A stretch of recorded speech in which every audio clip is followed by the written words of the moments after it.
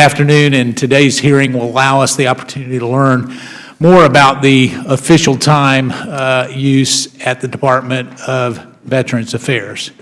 And for those of you who may not know what official time is, what a federal employee actually does to use official time and representational work on behalf of labor unions during work hours, even if that work is unrelated to their regular assigned duties.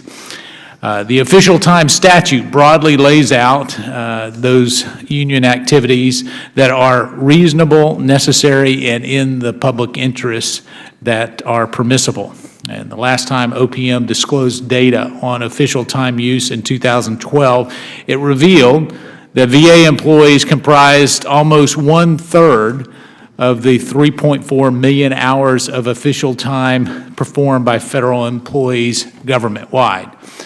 Specifically, VA employees performed 1,086,257 hours of official time, and that's the most of any agency.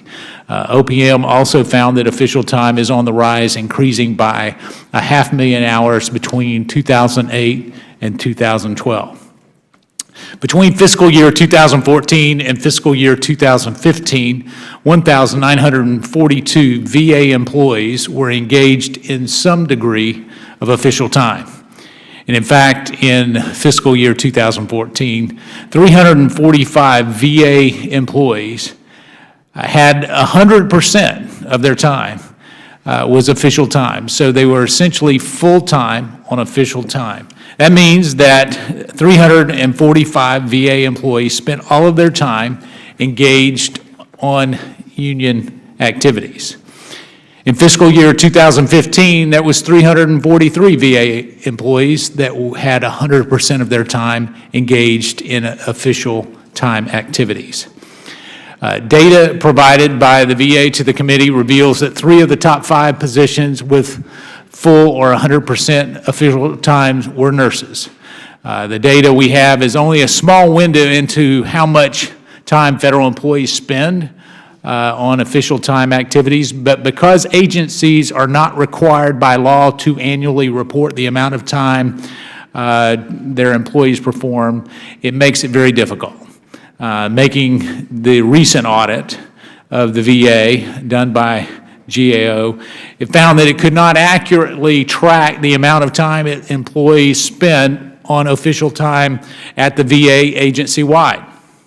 With the VA taking up 1/3 of the official time for the entire federal government, it's important that it employs accurate methods to calculate and records to show how much time we're spending on those union activities.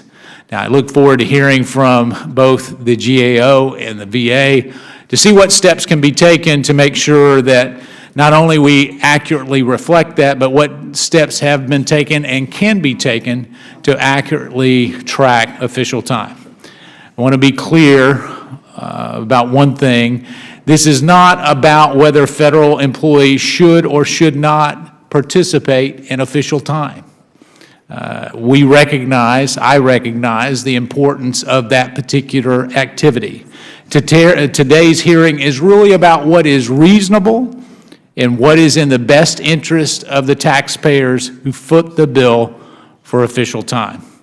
With the VA backlog in the tens of thousands, it's reasonable for medical professionals.